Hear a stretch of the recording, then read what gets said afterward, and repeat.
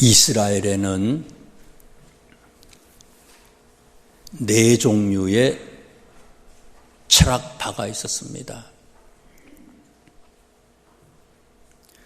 바리새파, 사두개파, 에세네파, 그리고 혁명당원, 이렇게 네 종류의 철학적인 사고를 가지고 있는 사람들이 있었습니다. 사두개파라고 하는 사람들은 솔로몬 시대 때에 대제사장을 했던 사독이라고 하는 제사장의 후예를 자처하는 그런 사람들이 사두개파 사람들인데, 사두개라고 하는 말의 뜻이 뭔가 하면요, 의롭다라고 하는 뜻을 가지고 있어요. 의로운 사람들이다. 이 사람들은 대부분 대제사장 출신들이고요. 그리고 예루살렘에서 고관들, 귀족들 출신들이 이 사두개파에 속해 있습니다. 그리고 이 사두개파에 들어오는 것은 굉장히 폐쇄적이기 때문에 여기에 들어가기가 굉장히 보통 사람들은 들어가기가 힘들어요. 두 번째 나오는 그런 철학파가 있었는데 바리새파라고 하는 게 있어요.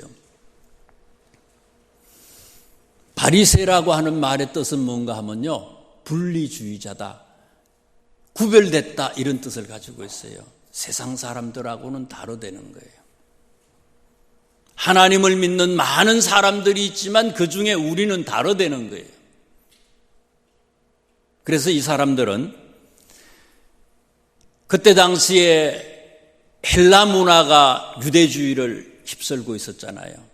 로마가 점령하고 있지만 헬라 문화 속에 있고, 이런 상황에서 헬라 문화를 배격하고 오직 유대 문화, 유대주의로만 살기를 주창했던 그런 사람들의 모임이에요, 이 사람들은요.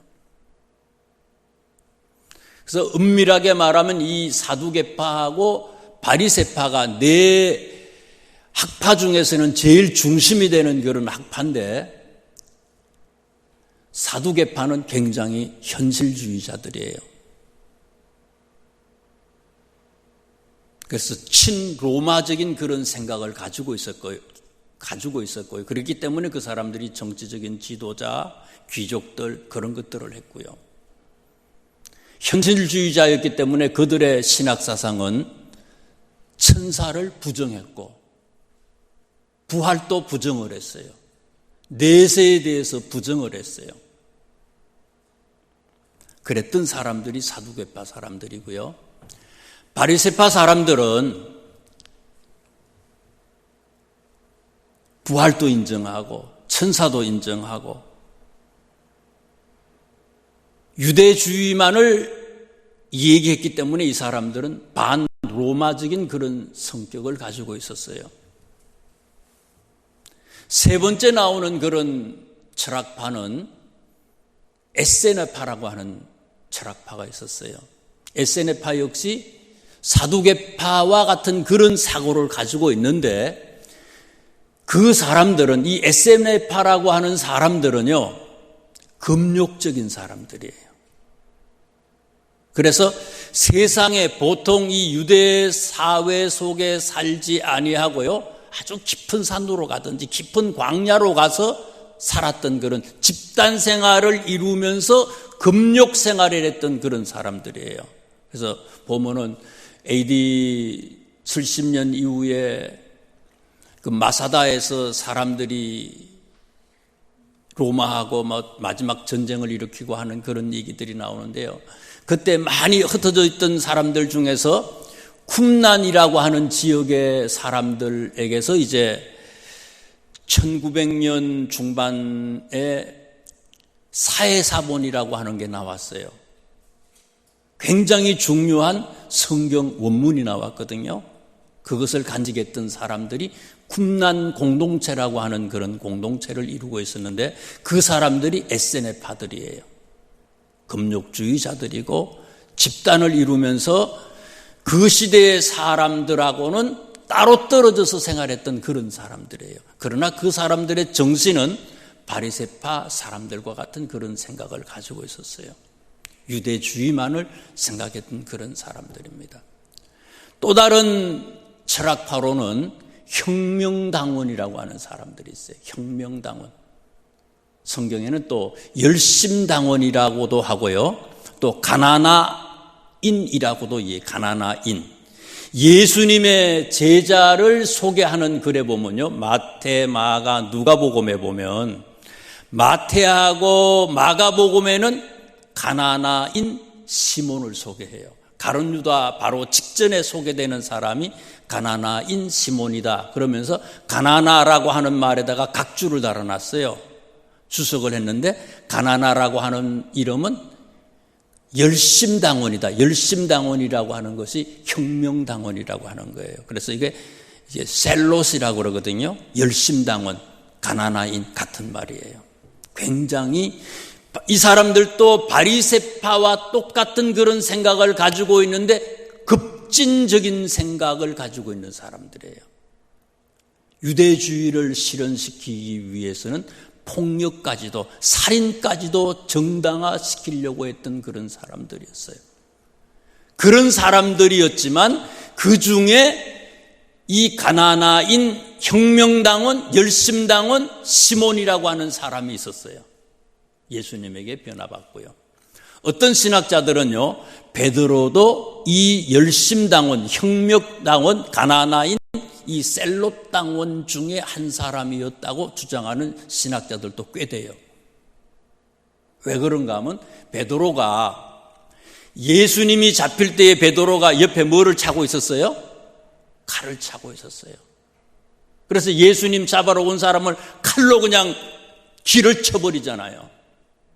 이런 걸 볼 때에 베드로도 열심당원, 이 혁명당원, 셀롯 땅 사람들이 아닐까 이렇게 생각하는 그런 이제 신학자들도 꽤 있습니다.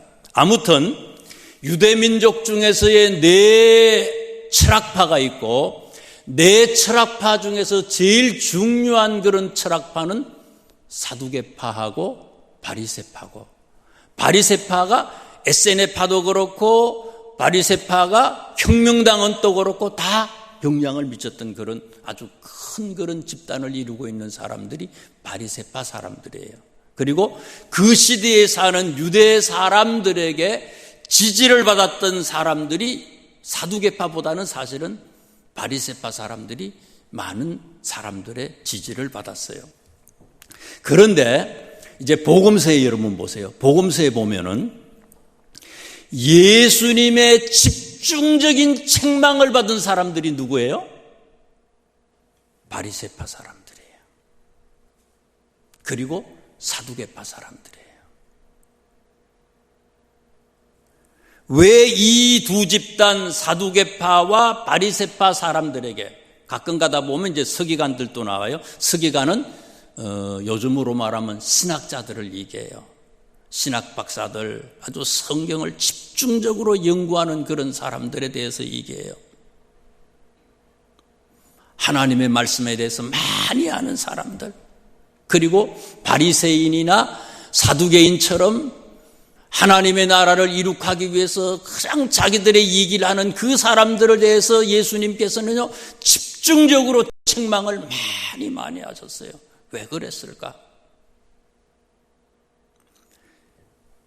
진짜 제자, 이 시대의 진짜 성도는 이 바리새인이나 서기관들과는 다른 모습, 이들의 잘못된 그런 습관, 잘못된 그런 모습하고는 다른 모습으로 살아가야 된다는 것을 강조하기 위해서 이들을 계속해서 책망을 해요. 오늘 말씀에도 보시면은요, 이제 11절 말씀부터 시작해서 오늘 본문 보세요.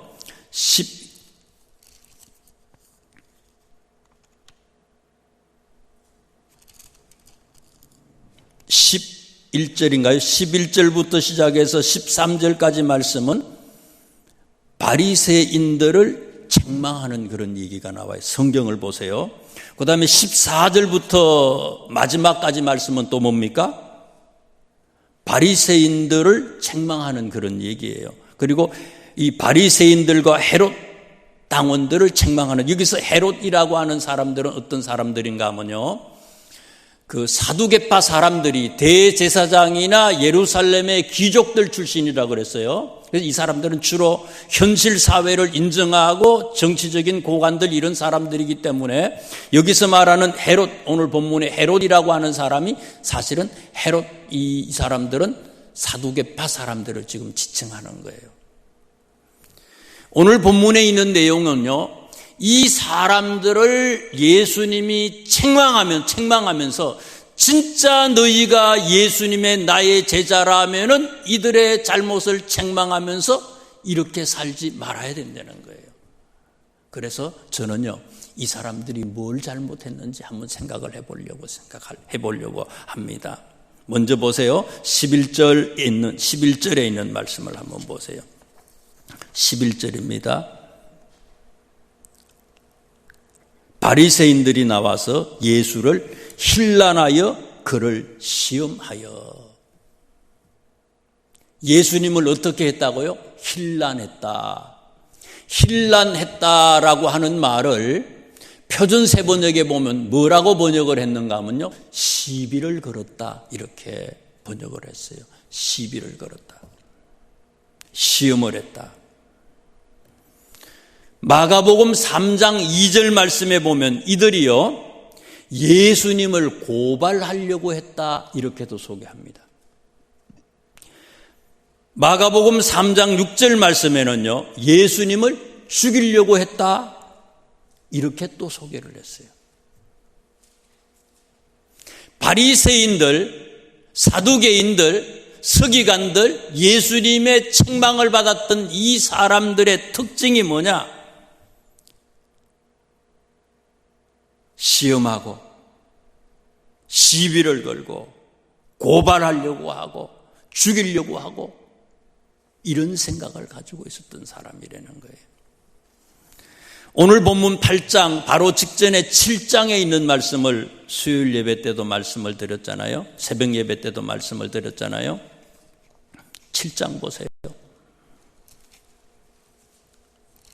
7장에도 보시면은요, 바리새인들이 예수님에게 시비 거는 얘기예요. 1장부터 나오는 얘기를 보면요, 장로들의 유전들, 자기들이 지키는 그런 율법 외에도 세상 사람들하고 자기는 다르다는 거예요. 그래서 하나님의 말씀 외에도 자기들이 어떤 규칙을, 자기들의 어떤 전통을 가지고 있었고 그것을 지켜야 되는데 예수님의 제자들이 그걸 지키지 않았다고 시비를 거는 얘기가 1절부터 나와요. 7장 1절부터.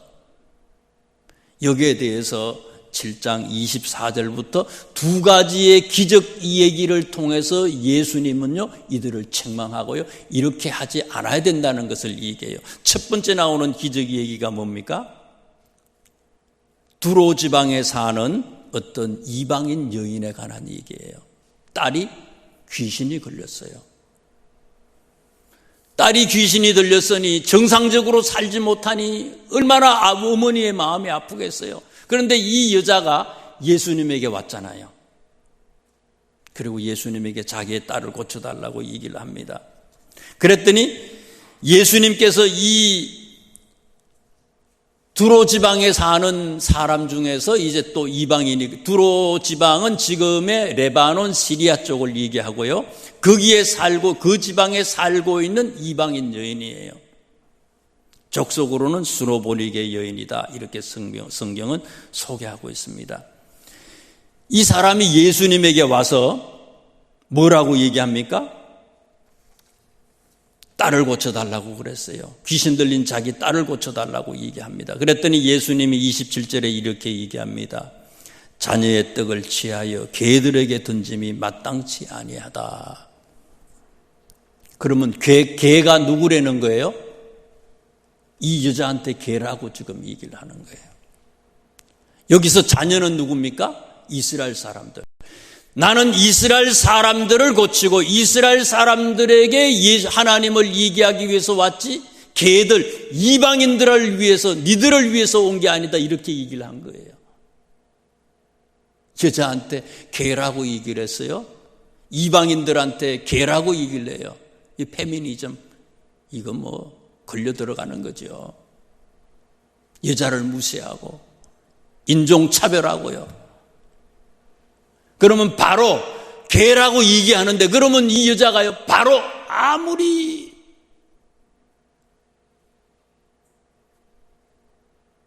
괜찮은 분이라 할지라도 이렇게 모욕적인 말을 듣는데 어떻게 했어요? 바로 즉각적으로 반응이 나올 거 아니에요, 이 사람 입에서. 그런데 이 여자를 보세요. 이분을 한번 보세요.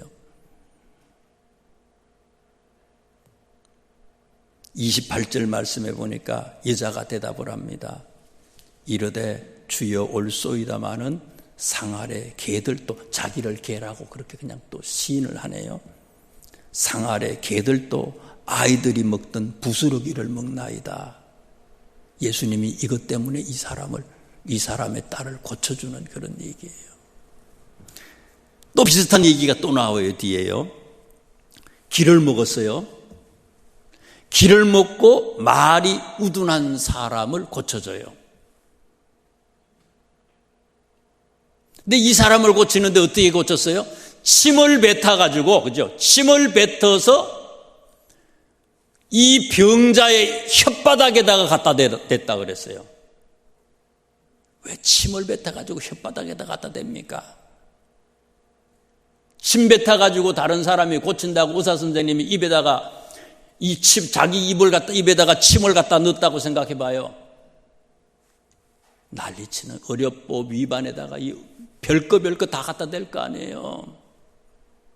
그런데 이 사람 역시 예수님의 행위에 대해서 그대로 순종했다는 거예요. 이게 무슨 얘기입니까? 앞에 나오는 7장 1절부터 나오는 바리새인들하고 다르다는 거예요. 바리새인들의 특징은 뭐라고요? 시비를 걸고 고발을 하고요, 죽이려고 하고요, 싸움만 하려고 하는 그런 부정적인 생각으로만 가득 차 있는 사람이에요. 그런데 여기 뒤에 나오는 얘기들을 보니까 뒤에 나오는 사람들은 어떤 사람들이라고요? 침을 뱉어도, 개라고 얘기를 하더라도요, 그래도 이 사람들은요, 그 모든 것을 잘 소화해 나갔다는 거예요.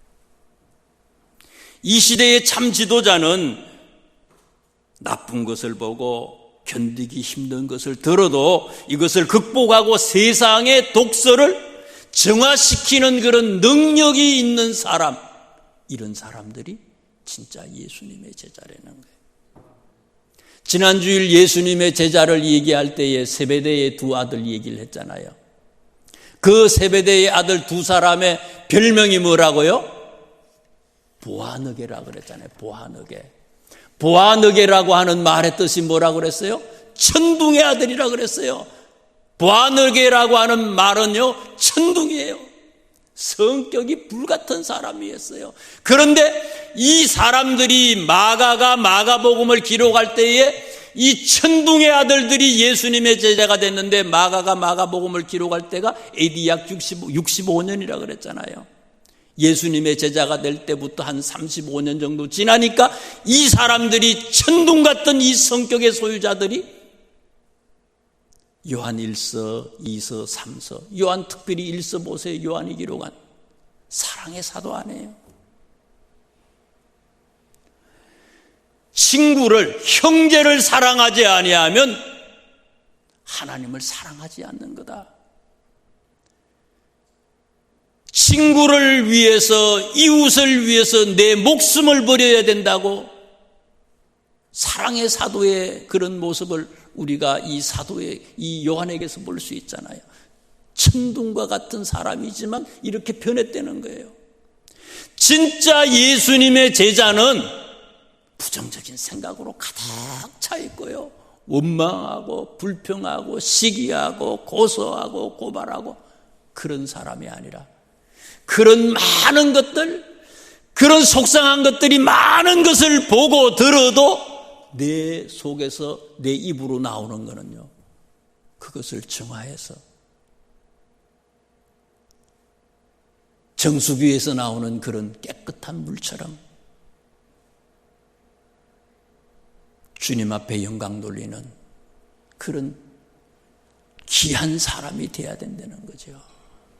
그런 의미에서 지금 바리새파 사람들을 주님 예수님께서 책망하고 있습니다. 두 번째 바리새파 사람들의 특징이 뭐냐? 11절에 있는 말씀을 또다시 보세요. 본문 8장 11절입니다. 8장 11절 말씀에 보니까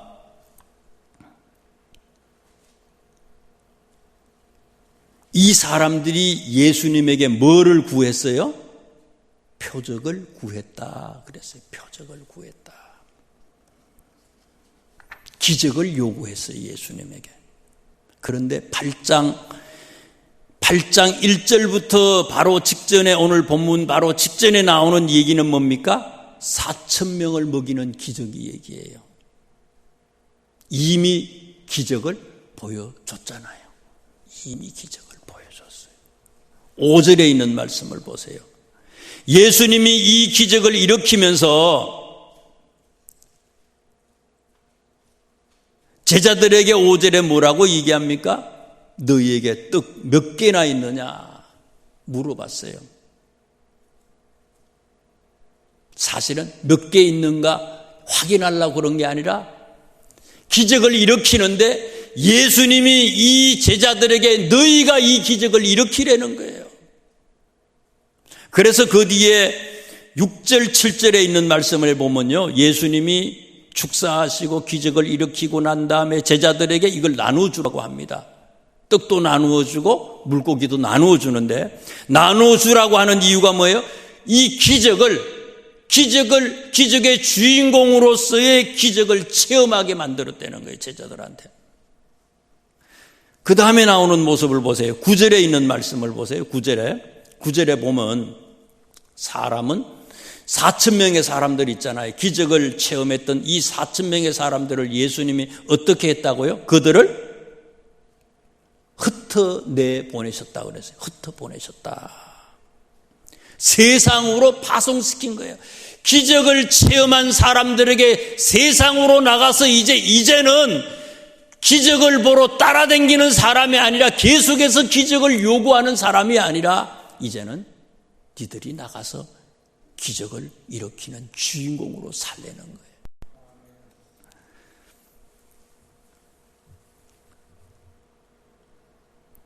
지난 주간에 제 마음속에 자꾸 그 생각나는 분이 한 분이 계속해서 한 분이 생각이 나는 거예요. 작년 1월 달에 2020년도 1월 달에 우리 교인들 이스라엘 요르단 성지순례를 다녀왔잖아요. 그 길을 다녀왔는데 이스라엘 갔을 때에 어떤 목사님이, 강 목사님이라고 하는 분이 우리를 안내해 주셨고 가이드해 주셨고, 요르단 갔을 때 또 최 목사님이라고 하는 분이 우리를, 거기 계시는 선교사님이 요르단을 안내해 주셨어요. 근데 요르단 선교사님이 자꾸 제 마음에 자꾸 생각나는 거예요. 자꾸 처근한 마음이 들고 자꾸 생각이 나. 코로나 시대에 얼마나 힘들까 그런 생각이 자꾸 나서 성지순례를 다녀오셨던 우리 군사님들한테 제가 카톡으로 이제 문자를 보냈어요. 코로나 시대에 얼마나 그 목사님이, 선교사님이 힘이 들겠습니까? 그러니까 십시일반으로 조금씩 우리가 선교 헌금을 모아서 드리는 게 어떻겠냐고 그렇게 제안을 했더니 우리 군사님들이 다 흔쾌히 허락을 해 주셔서 이제 그 헌금을 모아서 선교사님한테 금요일인가 이제 보내드렸어요. 100만 원을 보내드렸는데, 그리고는 전화를 했어요. 목사님, 통장 번호를 모르니까 카카오뱅크로 보내드렸어요. 그랬더니 그 목사님이 하시는 말씀이, 목사님 사실은요, 우리 식구가 자녀가 3명인가 되고 이제 사모님하고 5명인가 되는데 우리 식구가 전체가 다 코로나가 걸렸다는 거예요.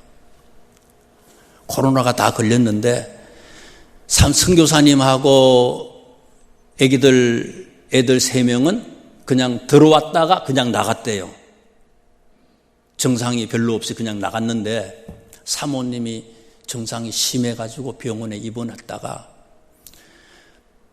제가 금요일 날 전화를 드렸는데 목요일 날 퇴원을 하셨대요. 목요일 날 퇴원을 하셨는데 퇴원을 했지만 아직까지 산소호흡기를 꽂고 있고 굉장히 어렵고 힘든데 이것 때문에 병원비도 많이 나오고 어려운데 목사님이 어떻게 알고 이 선교비를 보내셨는지 제가 이것 때문에 하나님 앞에 기도했는데 참 그런 얘기를 딱 하시는데 제가 더 이상 말을 할 수 없었어요. 울컥하고요. 이게요. 하나님이 왜 제 마음을 감동시키고 자꾸 그분을 생각하게 만들지? 그게 생각나니까요. 제가 한동안 말을 이을 수가 없었어요. 기도는 그런 거예요. 예수님은 제자들에게요. 이미 기적을 다 보여주셨잖아요. 이제는 기적을 따라다니는 사람이 아니라 보여주세요, 이거 해주세요 그런 사람이 아니라 우리는 기적을 일으키는 사람이 되어야 되는데 기적을 일으키는 사람으로서 우리에게 엄청난 무기를 하나님께서 우리에게 주셨어요. 그 무기가 뭐예요? 기도라는 무기예요. 기도는 무기예요. 기적을 일으키는 무기예요. 기도하면 하나님은 할 수 없는 중에 할 수 있는 기적을 일으키는 사람이 되게 만들어준다는 거예요. 그래서 기도하라고 얘기하는 거예요. 세 번째, 예수님이 책망하는 얘기가 나옵니다. 14절 말씀부터 마지막까지 나오는 말씀에 예수님이 책망하는 얘기가 나오잖아요. 누구를 책망해요? 바리새인들과 헤롯의 누룩을 책망했다 그랬어요. 여기서 헤롯의 누룩, 헤롯은 아까 제가 말씀을 드렸어요. 사두개파 사람들이 현실주의자들이고 대제사장, 그 다음에 예루살렘의 귀족들 이런 사람들이었기 때문에 또 현실주의자이기 때문에 대부분 이 사람들이 로마하고 결탁을 했어요. 그 사람들을 지칭하는 얘기 여기서 말하는 헤롯은요. 사두개파 사람들을 얘기할 수도 있어요. 이 사람들이요. 이들의 누룩을 책망하고 있었다. 성경은 이렇게 얘기합니다. 누룩이라는 게 뭡니까? 빵 만드는 거 아닙니까? 밀가루에다가 누룩을 집어넣으면 요즘엔 이스트를 집어넣죠. 부풀어지잖아요. 조만한데 엄청나게 커지잖아요. 구약 성경에 보면은요. 하나님께 드리는 제물에는요, 소제물에는 누룩을 넣어서는 안 돼요. 누룩이라고 하는 게 부푸는 거 아닙니까? 영적으로 죄를 상징하는 거예요. 죄, 부패, 죄악을 얘기해요. 참 이상해요. 죄라고 하는 거는요, 이거 보세요. 한번 부풀어지면요, 전체를 다 부풀잖아요. 부풀게 만들잖아요. 그런 것처럼 죄라고 하는 것도요, 조만한 죄가요, 점점 금방 커지는 거예요. 나만 아니라 이 죄를 가지고 있는 사람은 내 옆에 있는 사람들까지 죄덩어리가 되도록 만들어버리는 거 이거예요. 번지는 힘이 엄청난 거예요. 그래서 누룩 넣은 떡을 하나님께 드리지 말라고 얘기하잖아요. 유월절 때 먹는 유월절 어린 양하고 떡을 먹는데 그 떡은 어떤 떡이에요? 누룩 넣지 않는 무교병 아닙니까? 무교전병이라 무교병이에요.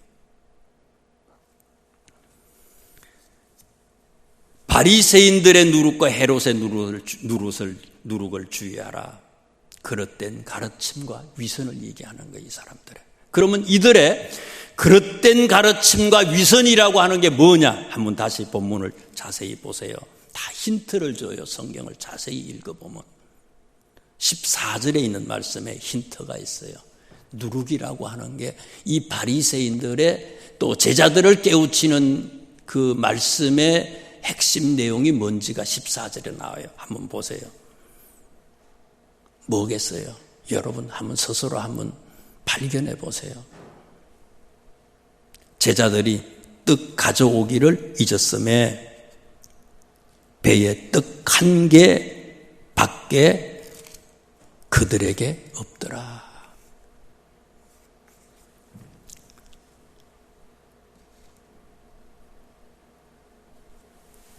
떡 7개와 생선 몇 마리를 가지고 작은 생선 2마리를 가지고 4,000명을 먹였잖아요. 또 그전에도 뭐예요? 그전에도 오병이어 기적을 또 일으켰어요. 여기 보면요. 이것만 아니잖아요. 죽은 자도 살리고 귀신도 쫓아내고 각종 병든 것을 다 고쳤어요. 예수님이. 그 뒤에 배를 타고 가는데 이 사람들이 후회스럽다고 지금 얘기하는 거예요. 떡이 지금 몇 개 있어요? 1개밖에 없다는 거예요. 7 광주리의 8절에 보니까 배불리 먹고 남은 저와 7 광주리가 있었는데 이 7 광주리에 있는 떡과 생선을 다 가지고 와야 되는데 잊어먹고 안 가져왔다는 거예요. 지금요. 다시 14절을 보세요. 제자들이 떡 가져오기를 잊었음에 배에 떡 1개, 그 다음에 보세요. 배에 떡, 그 다음에 나오는 말이 뭐예요? 떡 1개 밖에 이러잖아요. 1개 밖에. 걱정하고 있는, 없다고 걱정하는 거예요. 먹을 것이 없다고 걱정하는 거예요. 근데 예수님은 계속해서 기적을 일으켜 주셨어요. 너희들이 기적의 주인공이 되라고 얘기해요. 예수님은 시간과 공간을 초월해서 언제든지 기적을 일으킬 수 있는 분이에요. 또 우리에게도 기도하면 그런 능력을 주셨어요. 그런데 제자들이 어떻다고요? 걱정했다는 거예요. 바리새인들의 누룩, 헤롯의 누룩, 사두개인 사람들의 누룩이 뭐냐? 많이 아는데 아는 건 기가 막힌데 말과 행동이 다르다는 거예요. 예수님의 제자들도 마찬가지라는 거예요. 예수님의 제자인데 나가서는 오래 믿었다고, 나가서는 목회자라고, 나가서는 장로라고 소리를 치는데 내가 애 많은데 장로라고 얘기하는데 네가 진짜 장로처럼, 네가 진짜 목사처럼 그렇게 사느냐 이거예요. 주님은 시간과 공간을 초월해서 역사하시는 하나님이에요. 날마다 걱정거리로 가득해. 염려와 근심으로 가득해. 얼마든지 할 수 있는데 주님이 나와 동행하는데 왜 염려하고 근심하고 걱정하느냐 이거예요. 이게 이런 모습들이 우리들의 누룩이라는 거예요. 제자라면은 믿고 맡기라는 거예요. 믿고 맡기는 사람이 되라. 염려하고 걱정할 게 아니라 그 시간에 뭐라고요? 염려하고 걱정하는 게 아니라 잠 안 온다고, 잠이 안 온다고 그 시간에 기도하라는 거예요. 이게 바리새인들을 책망하고 이게 오늘 우리에게 요구하시는 주님의 기대예요.